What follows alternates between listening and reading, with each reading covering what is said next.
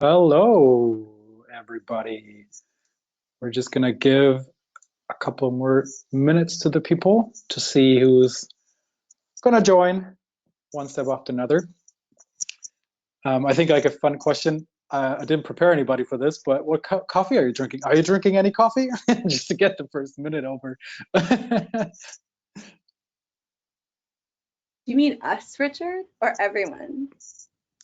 Just everybody that can share the video, so all of you. I'm drinking tea. I'm drinking a iced, I think an Assam tea. I should have looked, sorry. But it's from Spirit Tea in Chicago. Delicious. I didn't have time to get coffee before joining.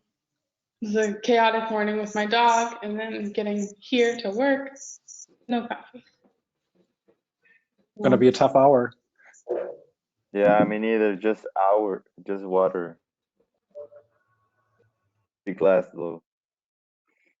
I already drink a lot of coffee today, so I'm in pretty high mood. Maybe I'll go find some from the cafe while we wait. Bring me some, Kathy. Just kidding. You can't do that.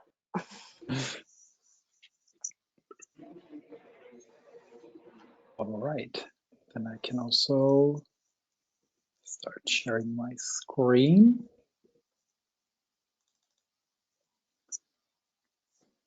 Yeah, so I think we're ready to rock and roll.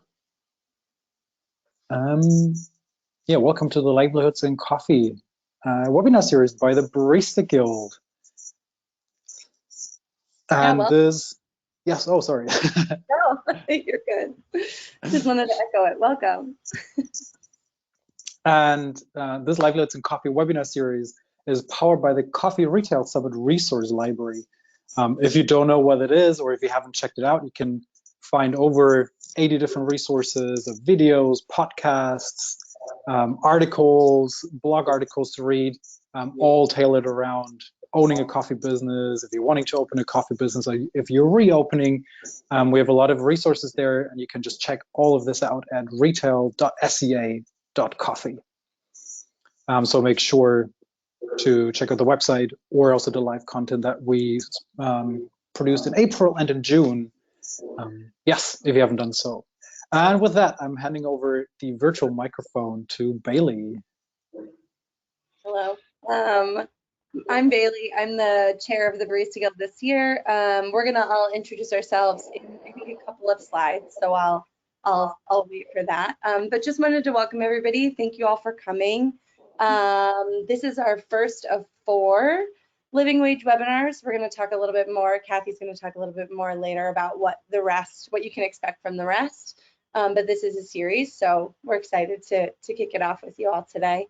And we're basically just going to sort of let you know what we've been working on with regard to living wage and livelihoods in coffee over the last 6 months or so. So the first thing we want to touch on, or I guess, Richard, sorry, would it make more sense to do that introductory slide first, right? Yeah? Yeah, we can do that. Okay, cool. So I already kind of started. I'm Bailey, I'm the chair. I'm based in New York City. I currently work for Oatly, but I worked in coffee for about 9 years before making the jump over to sort of coffee adjacent. And I've been volunteering with the Barista Guild since I think 2018, so not that long. I guess we'll just go down the list. Hi, everybody. I'm Eva Meister. I am a coffee writer and educator, currently working freelance, but I have been in the coffee industry for about 20 years, doing everything from cafe retail work, management, wholesale account management for coffee roaster, lots of education stuff. I did green coffee sales for a sad minute. I'm not very good at it, and a lot of marketing and communications. And I've been on the Barista Guild. This will be my 2nd year on the Leadership Council. Hello, everybody. Good morning, good afternoon, whatever you are. I'm Francisco Paco Gudiño. Paco is a short name for Francisco. I'm based in Tijuana, Mexico. I am the founder of Silvestre, an independent coffee brand, and I've been into coffee for about 4 years. So I think I'm fairly new, and this is my first year in the Barista Guild Council, Leadership Council. Then we also have Jessie. I'm just going to jump in really quickly for her here. She's actually the past chair, the current past chair, and there's an SEA board meeting going on. She's attending, hence she's not here, but she was definitely part of the group, putting the content together, the ideas together. So yeah, definitely also wanted to mention Jessie in the list.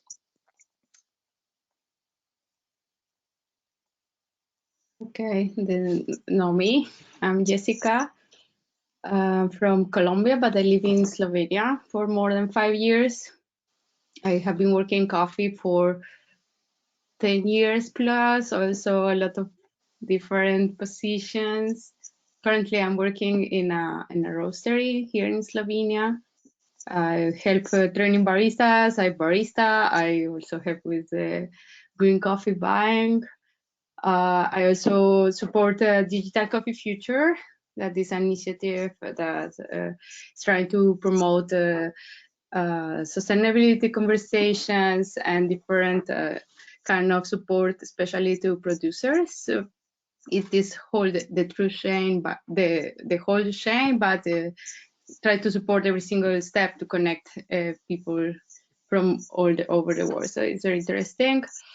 I'm also in the Leadership Council since 2019, so also a while, and very happy to be here talking. First time, I guess, we never had a conversation like this from the Leadership Council to the people, to the baristas and community. So I hope we can just chat and share with you all what we have learned until now and where we're working. So really pleased to be here.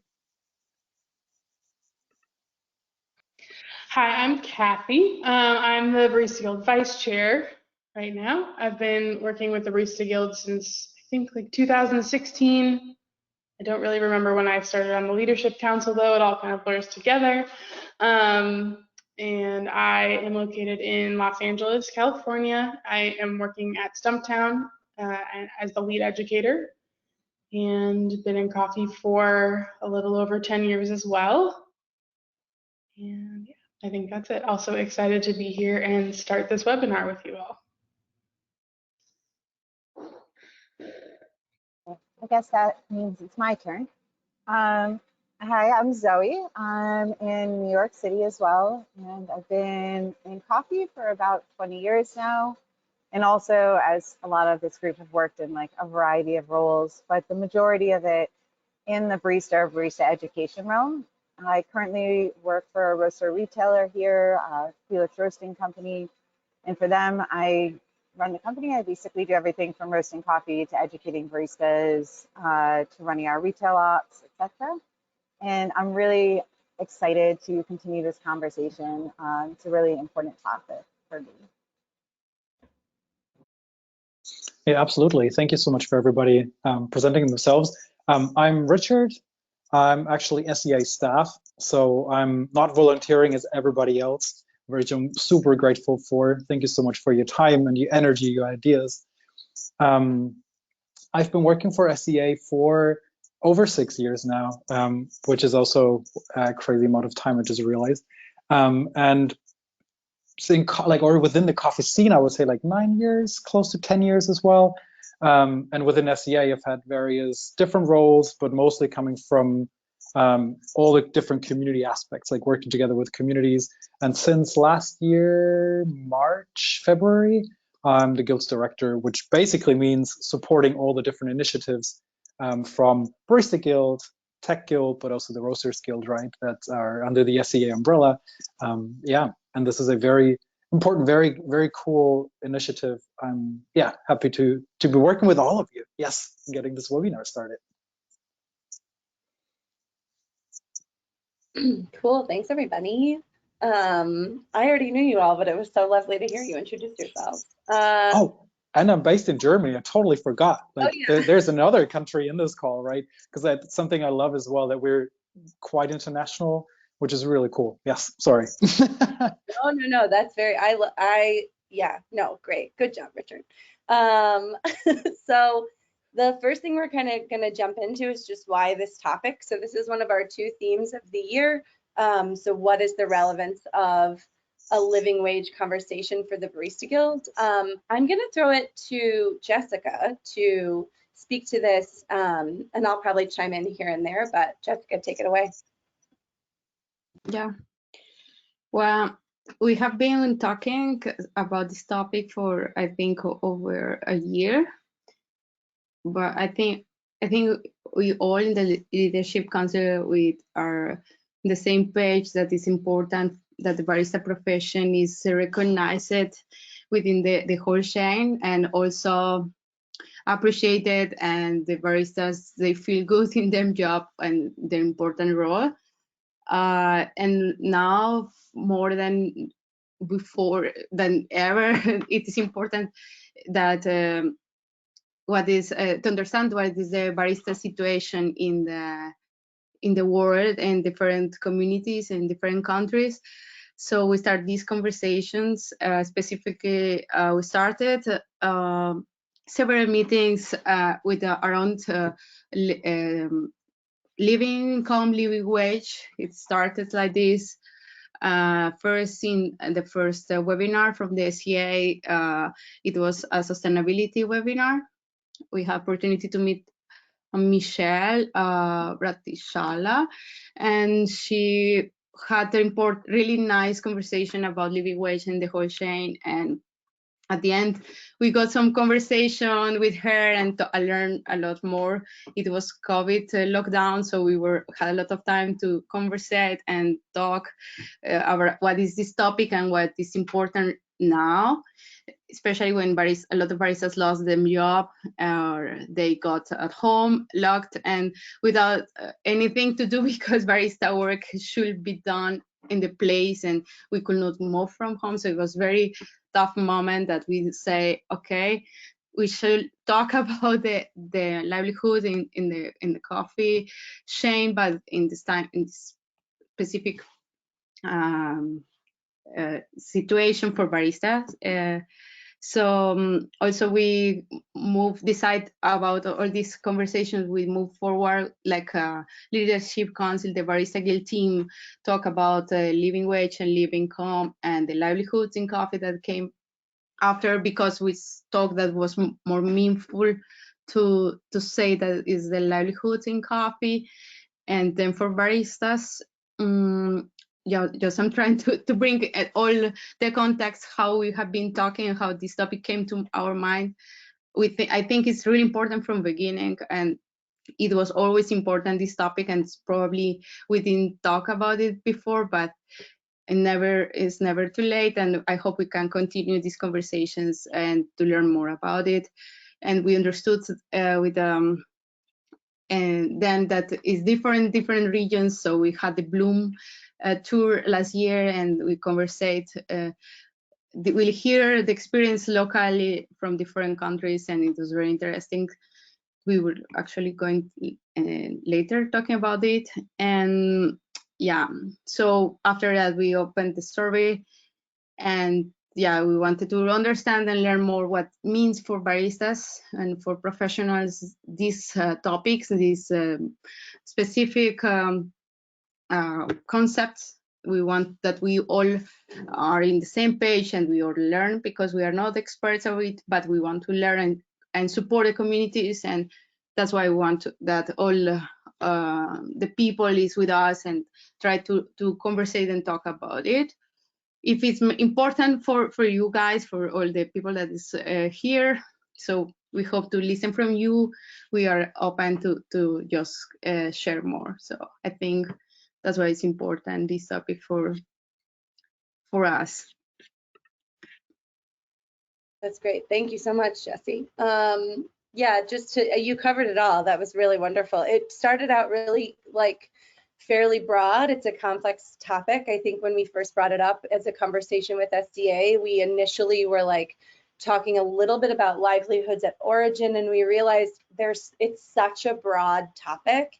And for the Barista Guild, we really just wanted to hone in on like, how does it actually affect baristas? Like, we're hourly coffee workers in the service context, which is, that's the guild that we are, right? So yeah, like Jessie said, it sort of led us to this survey of trying to learn more and have these conversations. So yeah, and just to echo what she said, we're learning from everybody attending. We're learning from all of the feedback that we get. So please keep giving it, even if we're messing up. You know what I mean? Like, we're all learning through this whole process. So anything that the community has to say, just want to let you know, we want to hear it. But yeah, like Jessie mentioned, we had a Bloom event last fall in 4 different countries. And so we're going to sort of trade off and talk about the different learnings from those Bloom events, just like fairly briefly. There are videos of all of these events on the Barista Guild YouTube page, fairly easy to find. I found it real quick when I Googled it the other day. And those are all worth giving a look. But I guess I'm going to throw it right back to you, Jessie and Paco, to chat about how just the learnings from Bloom in Mexico. Yeah, Paco, do you want to tell us what it was attending in Bloom, Mexico? Yeah, sure. So pretty much what I got from the Bloom Mexico last October, I think. Well, it was last year. It was the importance of education, the importance of competitions as a career path, and as we just saw on the last slide, the importance for the Barista Guild and the community education and the quality of product, and I will add the quality of service.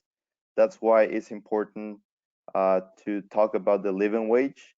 So if we want to keep the quality of the product, we will have to have a quality of service, which is the purpose or is the job of the baristas. So being that said, that's why it's so important to talk about living wage, since we ask for baristas to give excellent service, which should give in return a living wage so they can support their life and their families. So yeah, that's what I pretty much got from the Bloom, the importance of career path in competitions or in educations, talking about certifications, either getting it from the company or outsourced, any other kind of the Specialty Coffee Association certifications. Is there anything we should add, Jessica, for the barista, for the Bloom Mexico event? Yeah, that's great. I think we also learn a lot about okay, yes, some Malayalam. Sorry, I have my kid here, so he always come in the right. I have to talk always. So well, I hear you, Paco. It was nice. I can agree more. I think in Mexico specifically, we learn a lot about how the salaries are in Mexico specifically, and how important it is. And how important it is that the baristas have certain benefits to make them job. So it was really important talking about all these, what are like the rights and the obligations of baristas. And so it was, I think it was really meaningful to continue this conversation over the, and continue this conversation with this community specifically. So Paco and I, we are trying to get to talk more about it, and with some other people, other leaders from the community. So I think this help complementing. Thanks. Yeah, and this is a continuing conversation. We've been talking about a follow-up event for the community for the barista community in Spanish and based in Mexico as a starting point. So yeah, that will be it for Bloom Mexico. Well, thanks so much. Mhm. Richard, did you have something to say? Yes, I would just jump over to the UK to the next Oh, Bloom recap, which I think, like with the continuous conversations, a really good transition over to the UK conversational living income that Matt North gave, and it was last year. I think you're right, it was October, and I think one of the interesting points he made was that it always has been a conversation like about what is a living wage, should people earn a living wage, and that it's something that started, back in Athens, 1,000, 2,000 years ago, that continued, right? That was one of his points. Also, that there is always within the coffee chain something that was touched on before as well, like very, very different scenarios and very different circumstances and environments, right? Coming from the coffee farm to a barista role, and in between everything, it's so different sometimes, and it's really hard to define what is this living wage, living income, right?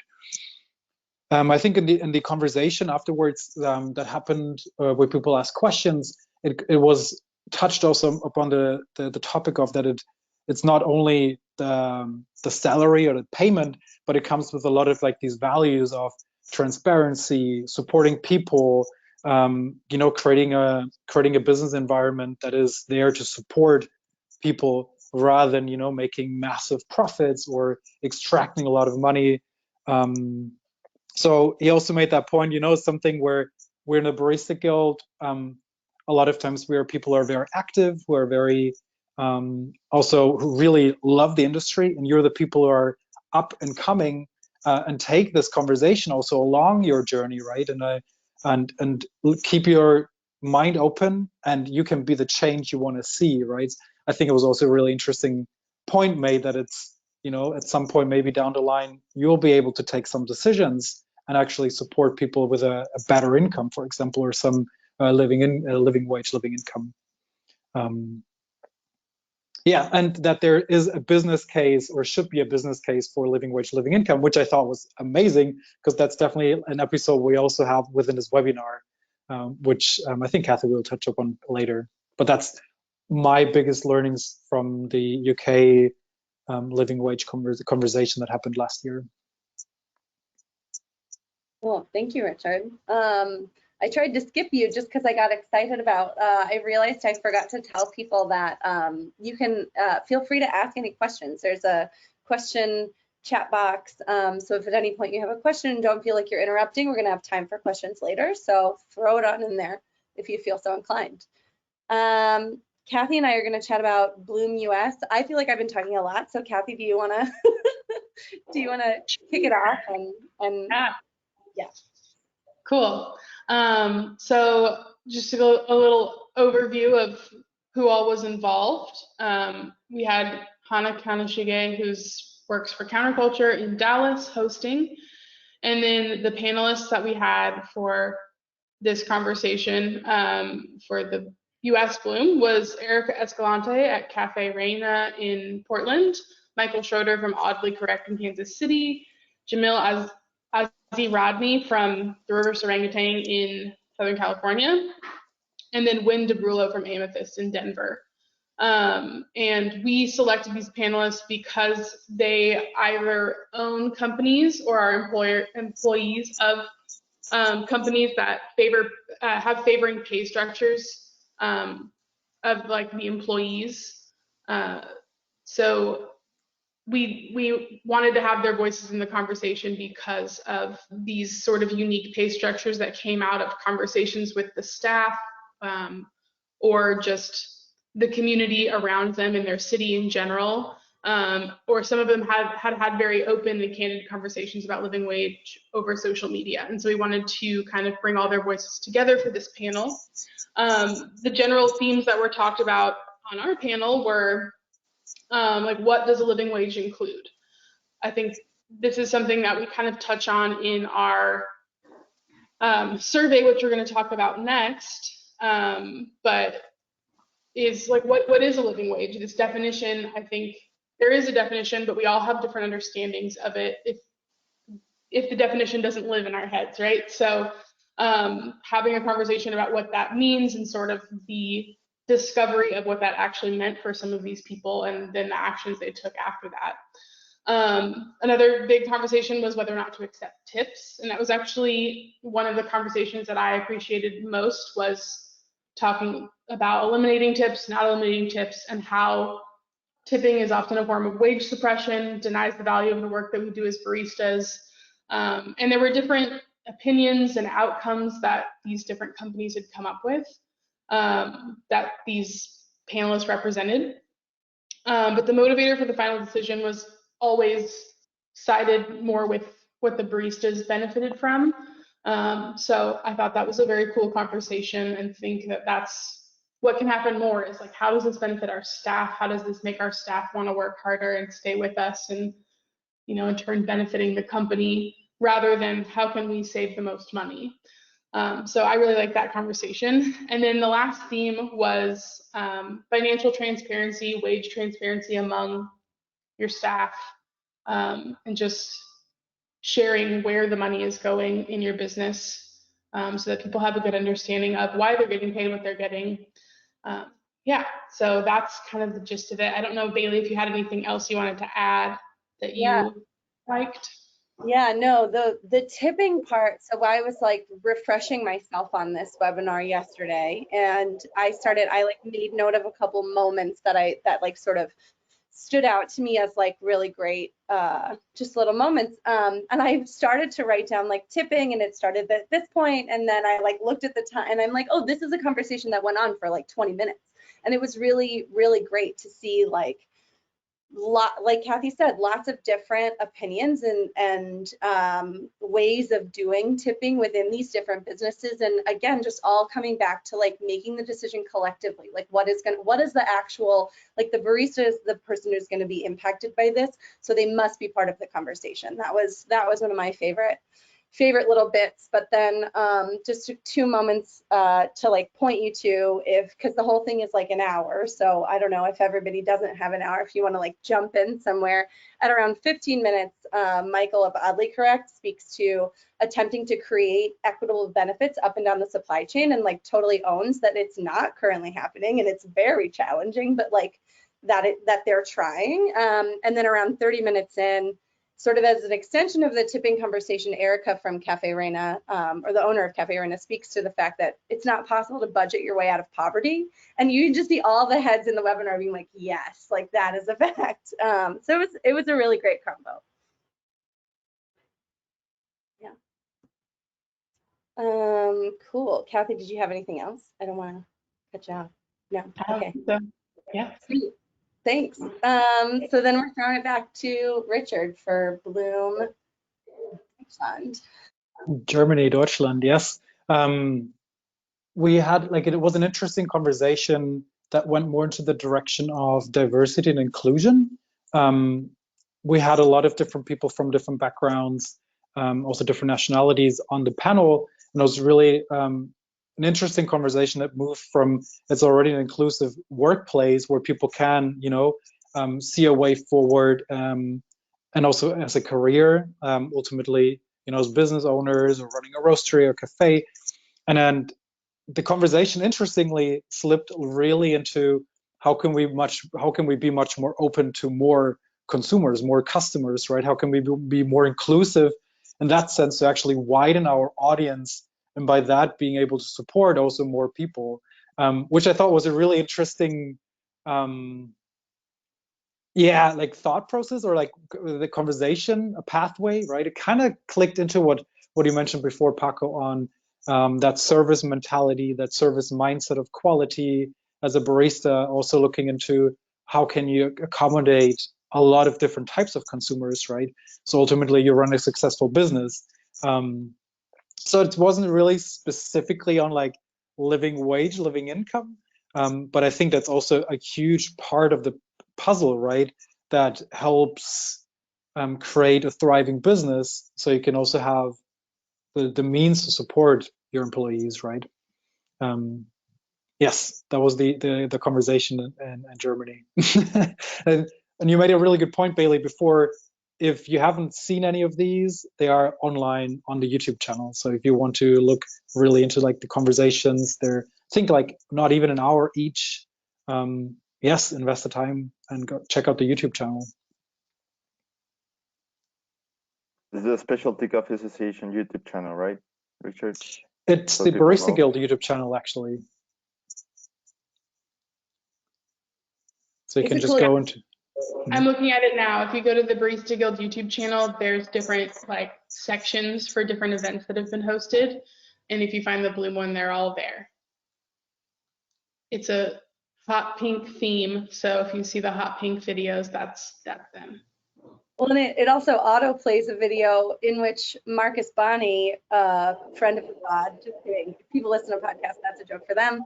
The first thing he says is, "It's nice to see your face, Bailey." And I like opened it yesterday and I was like, what? It's very jarring. So if you hear that, you're in the right place. Now we're going to sort of dig into the exploratory survey that we did, and I will leave that to Meister and Zoe to let you know all about what that was like.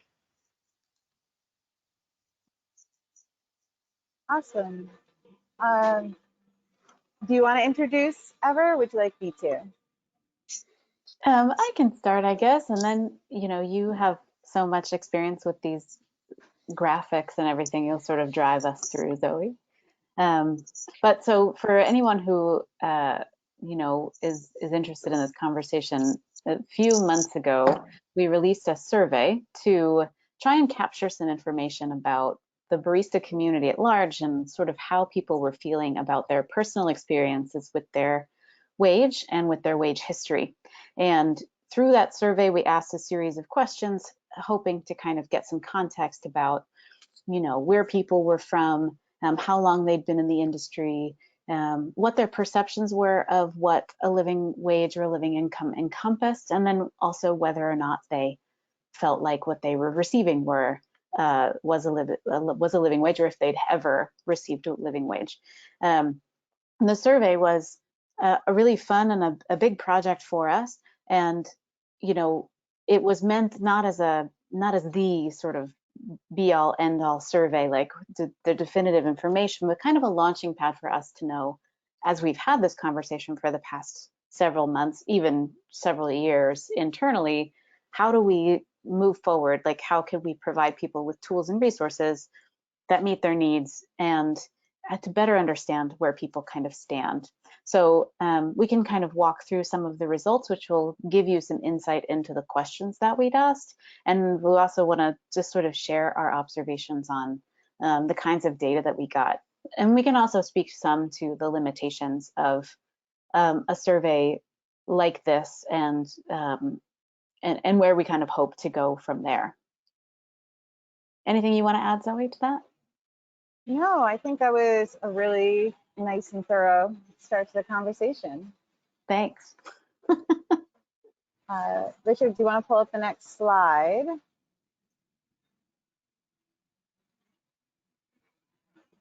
Well, I'll talk through. He's thinking about it. There you go. He's not sure. Okay, great. Awesome. It was also good because Meister also said about the limitations. So it's important when looking at these results to know this is not every barista in the world. This is not every Barista Guild member. This is a portion of people that took this survey. It was released on Instagram. We did have a good amount of results. So that was really great that it's not 10 people. And so therefore we did have like a variety of responses, or a lot of people responding from different walks of life, different places, different age groups, as you see here, and experience levels. The majority were what you would expect from Barista Guild members, people that were currently in the profession of barista, trainer, store manager, and then a few other people from other roles in coffee.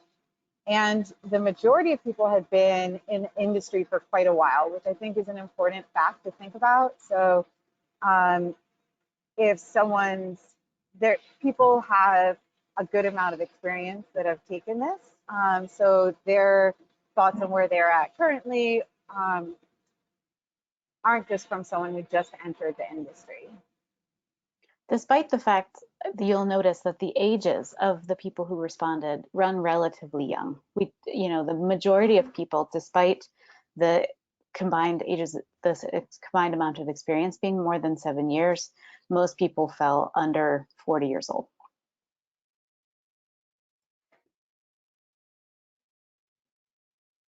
Awesome. Cool. Do you want to slip into the next slide?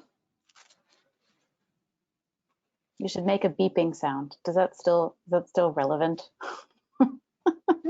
Right. Cool. One of the things that I found really interesting in these results, especially because it's all about defining living wage and what it means to a person. And you can like Google a definition for what a living wage is or what livelihood means. But what it actually represents for individuals taking it was probably my biggest takeaway from this. And what people were most concerned about and where they were at currently with their definition. So on this first infographic, you see just what words or what sort of topics were mentioned most commonly throughout the survey, throughout a variety of the questions. So most people are concerned about the basics, like buying food, paying rent, paying your bills. But one thing that was interesting thing was a lot of people were just like, I need to stress and worry less. Like I need this, the wage that I'm receiving to result in that outcome.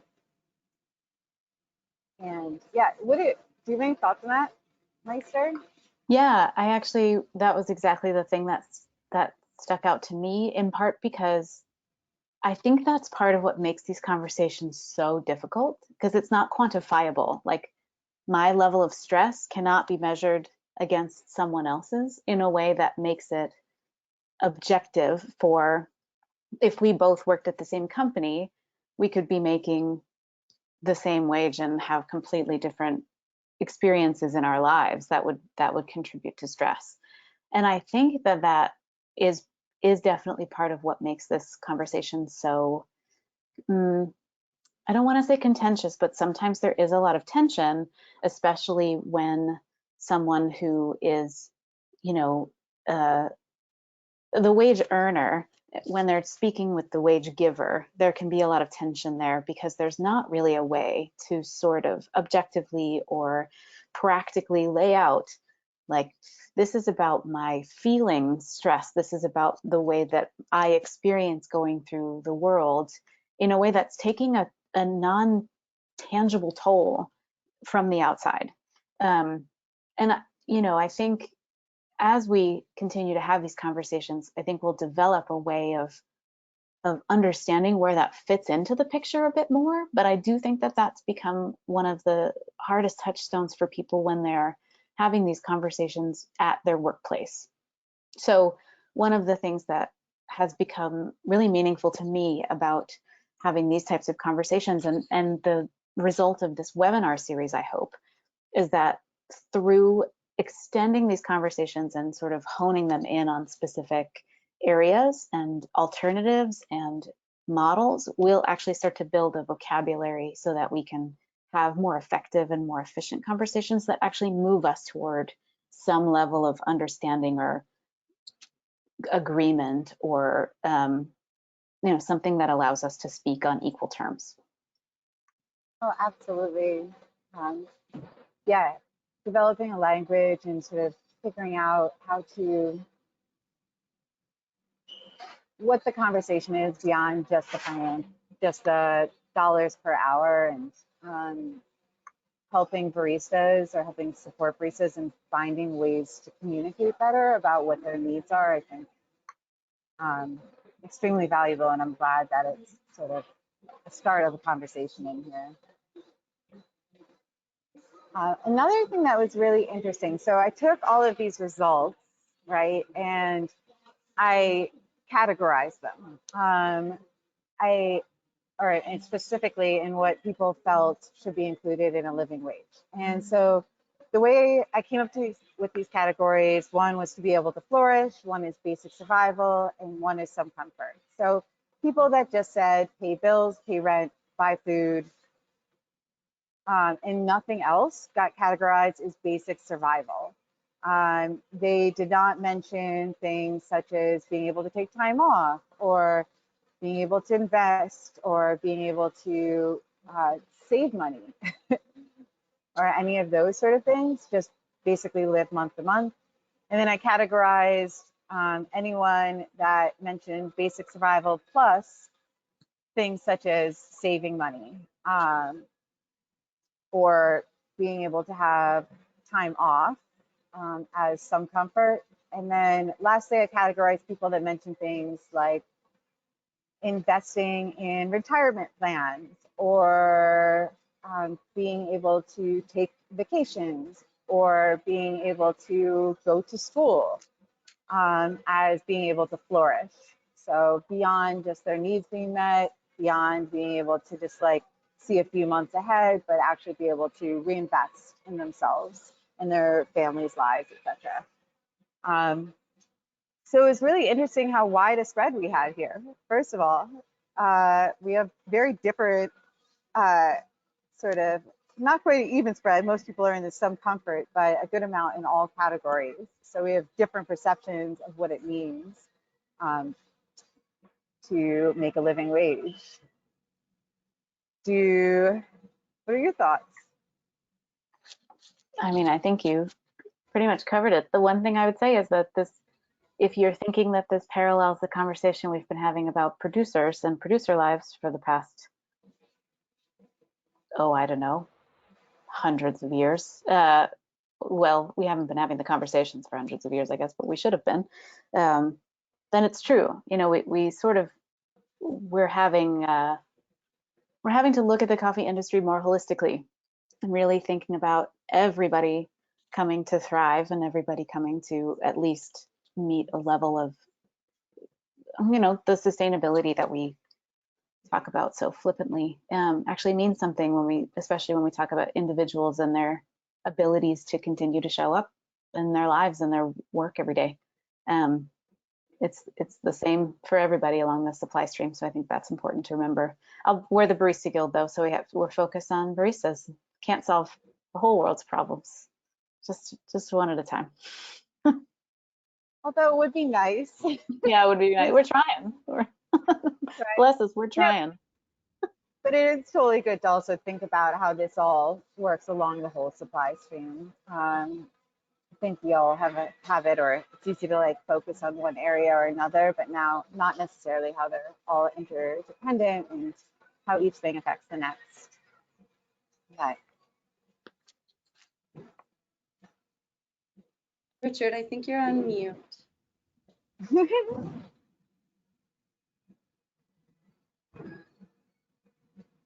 There you go. See, there's like already a year, like 2 years almost, like in this virtual world still happening.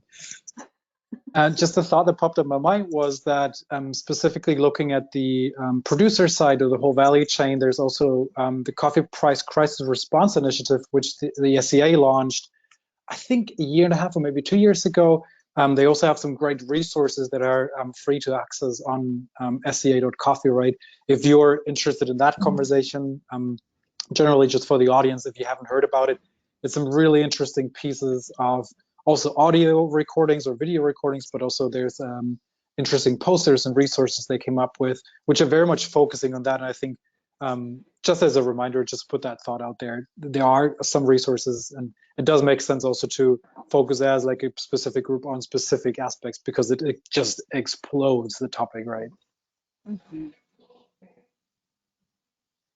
Absolutely.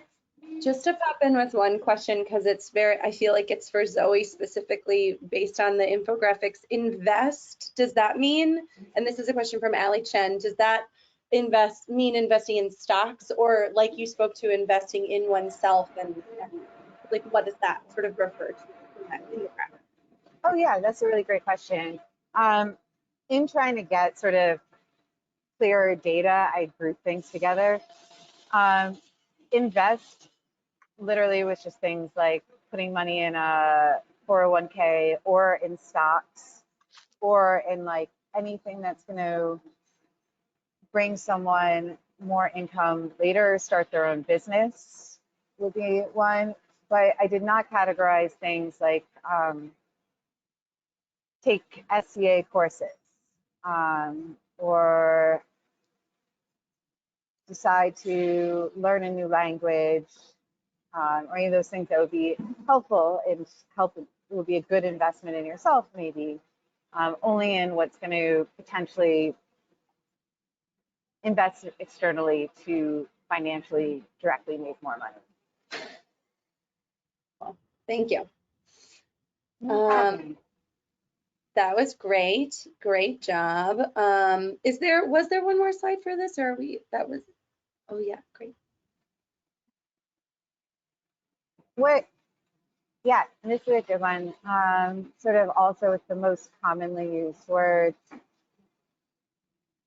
I think, and especially with what Meister said, it's more than just like, it's coming up with this language of what our needs are and how to express them and how to have these conversations effectively and get our needs met as baristas. And so it was interesting to me that although wage, which usually refers to financial wage, was mentioned most, all of these rest of these things were valued items or commonly mentioned things that are sort of encompassing this idea of like value in what you're doing at work and being compensated. Yeah, so living, I think that one's a really, living and live, that people, I don't know, more than just existence. Do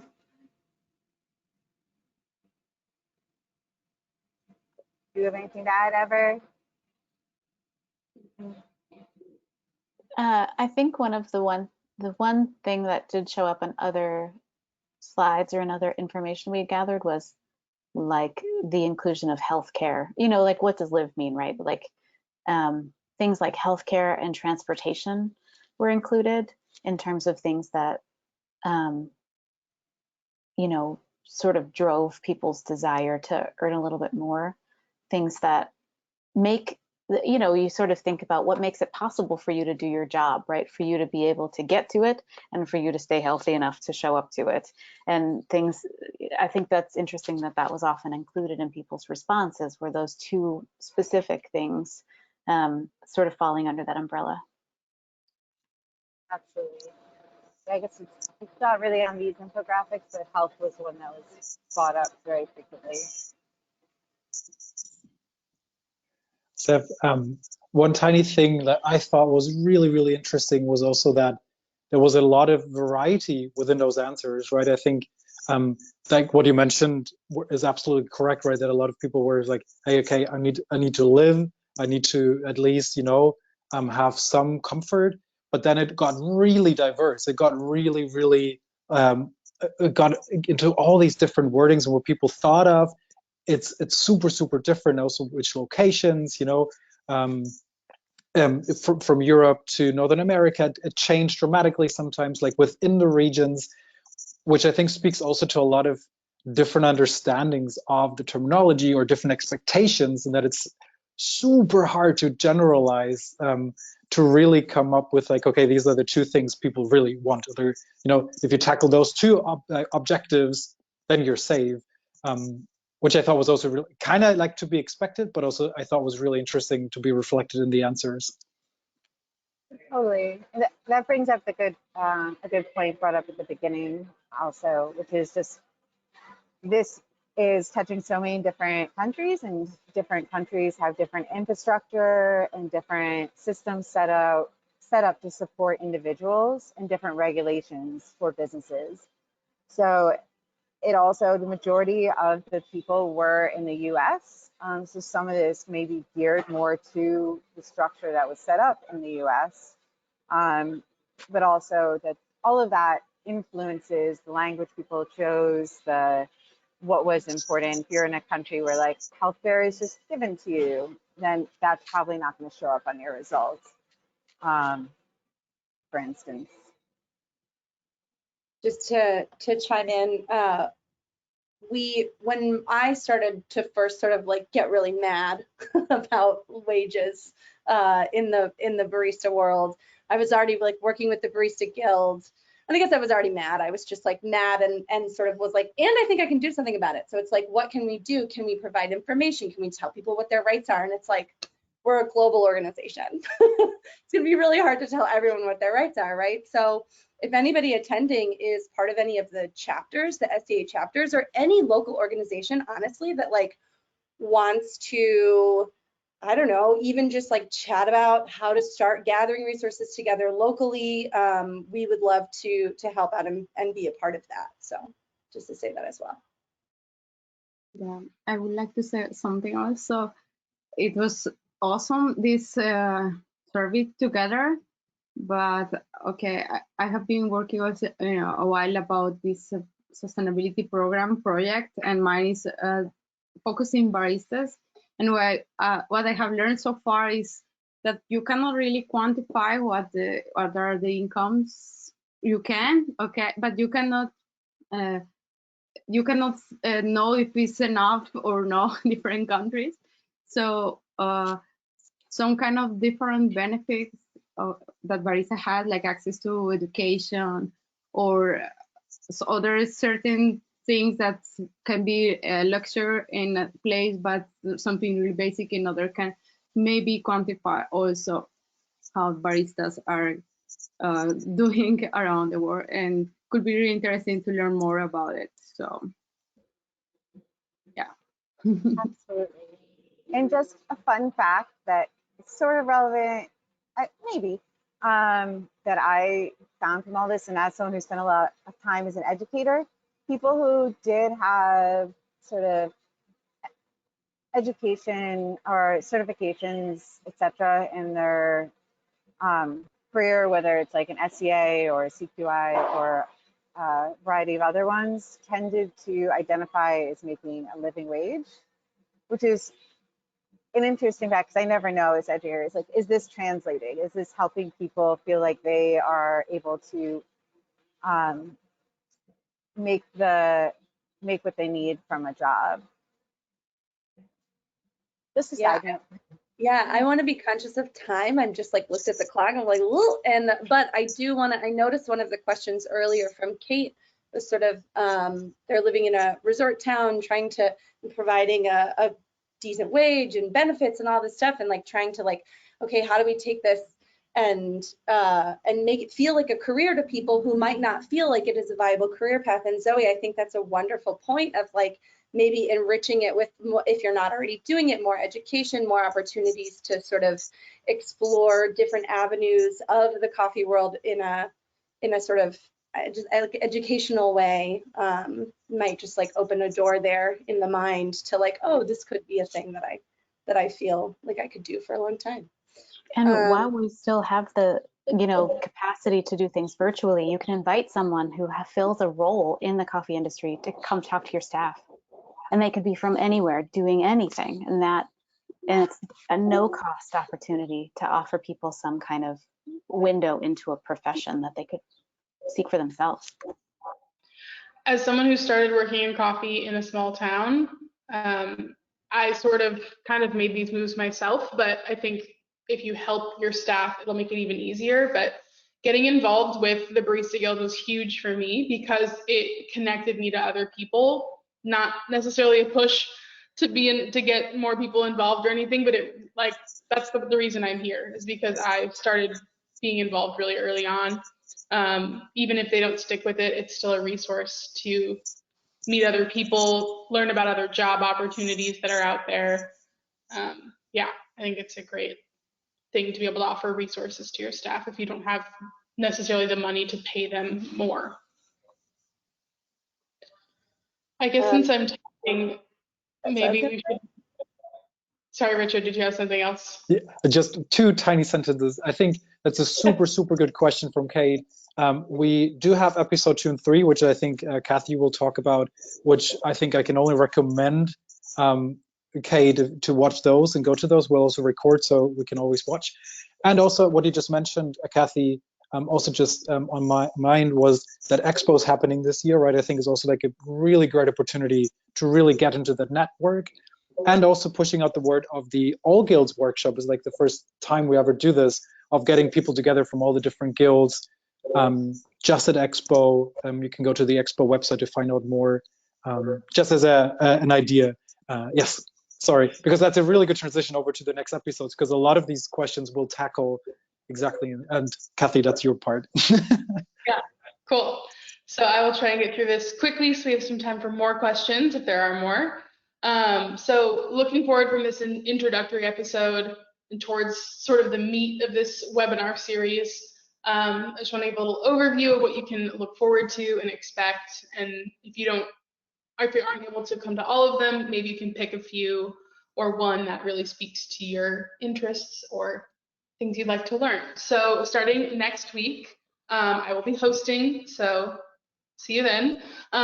Michelle Murray, who Jessica mentioned we've had conversations with before about living wage, is going to join us again and help us gain a better understanding of what living income or living wage means and the different concepts that make up the idea of living wage.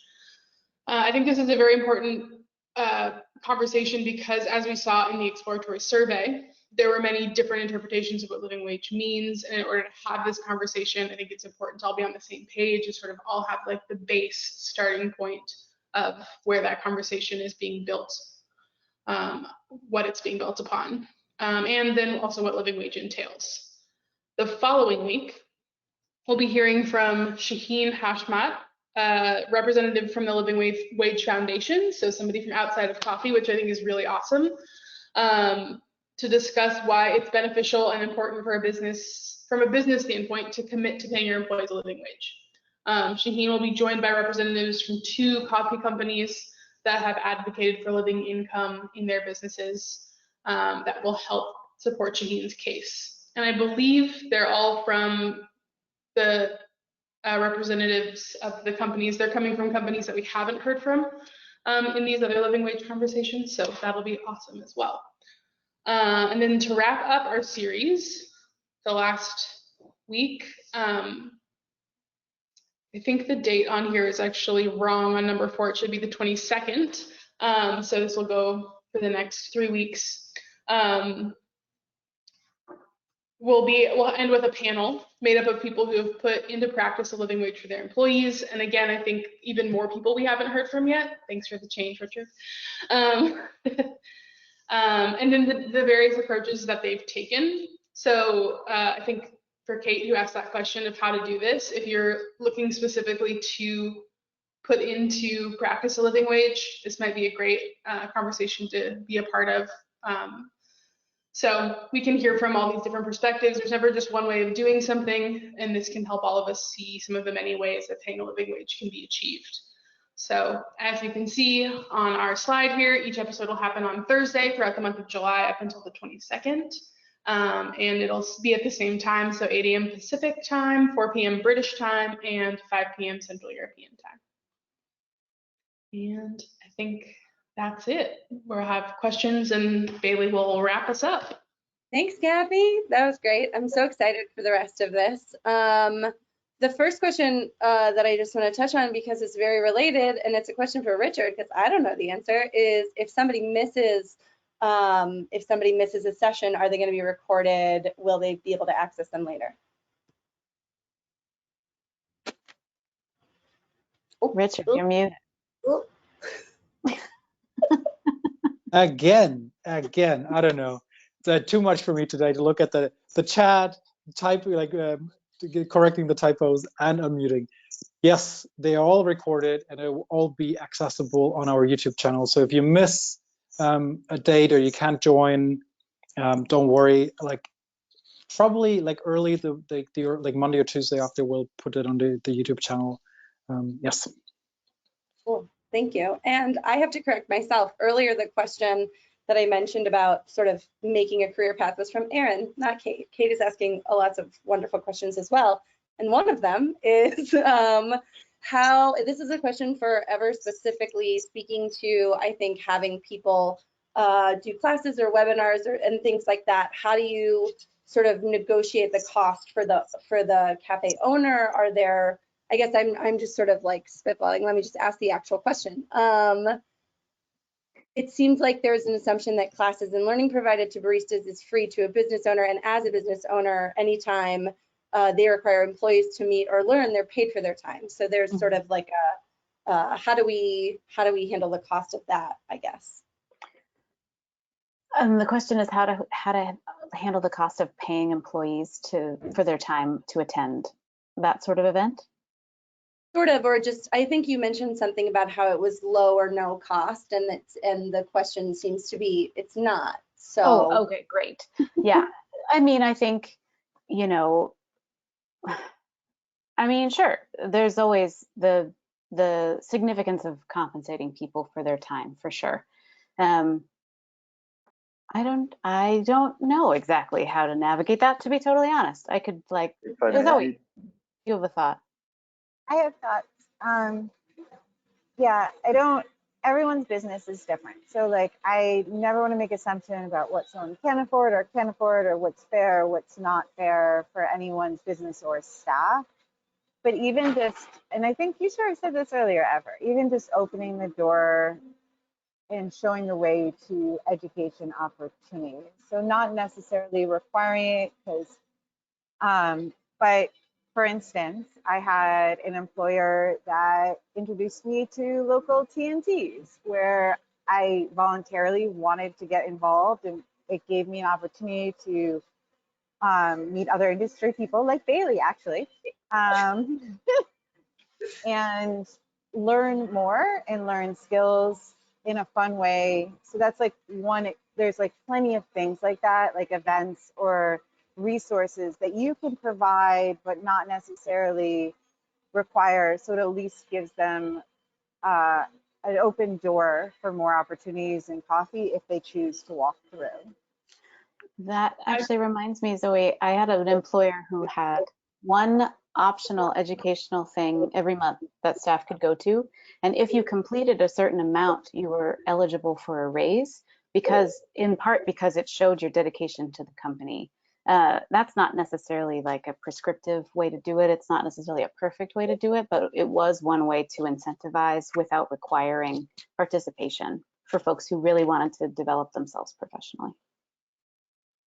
I also just wanted to throw out some other options that I've experienced as a barista. My first job, our owner had worked out something with one of our Origin partners where if we paid our way to Origin, so we bought our ticket to fly down there and back, everything else would be included, which is, I think, normal if you're traveling to buy green coffee, but not normally for baristas. So they were very open to having multiple people from our company come down throughout the year and stay with them at no cost to us.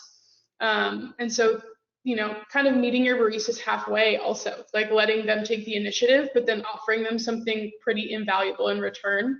I've also had barista camp 50% paid for to show that, like, you know, I was just a barista, so there's really no reason to invest in me that way other than because I wanted to learn. And then, you know, I've never been a business owner, but we all budget for big purchases in our personal lives.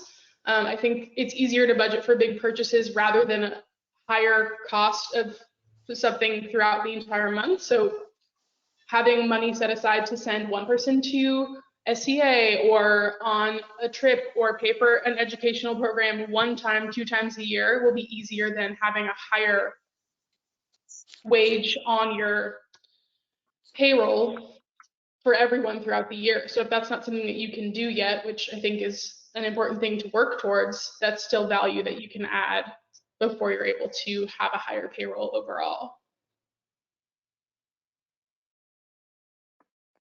Yeah, and from the perspective of business manager, business owner, there's there's always gonna be like some cost related, but I think we should see it as an investment. I mean, from all the perspectives, all the experiences that being shared, we can find out that people stayed in the company for a little bit and gave value to the company in return of that investment. So that's one of the main reasons I'm involved in this group, because as being said before, talking about money with your employee or as an employer is not an easy conversation, and there are no easy solutions, but we have to start somewhere, and talking about this, it's a big part of it. Yeah, I would say from my perspective that if someone really want to learn, you have to show up some interest and try to start what you have around. Probably it is own interest, and no one will know if you really want to be barista for a long time or just is a temporary thing. And this is one of the main issues in our, like in the cafe industry. So it can be the owner probably don't know, want to be a barista for a long time, and it's difficult to say like, oh yeah, your first job, okay, let's invest in you for a course. Maybe some companies do these things, but others just wait a little bit to show up some interest. So I say try your espressos, or try your coffee and start to save information, vocabulary. I guess slowly it goes. You cannot learn everything really quick. Needs some time. Cool. Well, we're definitely over time, but I do want to address this one more question. Allie asks, just curious, is accessibility or disability a perspective that is touched upon in these conversations and surveys? And I think that the answer is no. And I feel like we have to own the fact that there are perspectives missing from this group and the Leadership Council. And our other theme of the year is equity, diversity, and inclusion. So it's truly a wonderful call out. We're really excited to sort of, in the back half of the year, really dig more into that theme. And yeah, just a terrible oversight that I'd like to apologize for, if I'm being honest. That's a huge thing, and I'm very glad to have it brought to our attention. Richard? Yeah, absolutely. I think it's a super valid question, and it's something we also, Bailey, what you said, being very honest about it, like disability, we do not have that included in the survey. Ali, if you have any ideas how to include it or how we can make it part of the conversation, please feel free to reach out. Like, I think we'd love to have that perspective included as well. Accessibility in general is, I do think we do touch on that topic a lot, just because of like where baristas are at in the coffee value chain, trying to create as much resources as possible that are accessible without barriers for baristas or at low cost. That's definitely something we work in as a Barista Guild, right?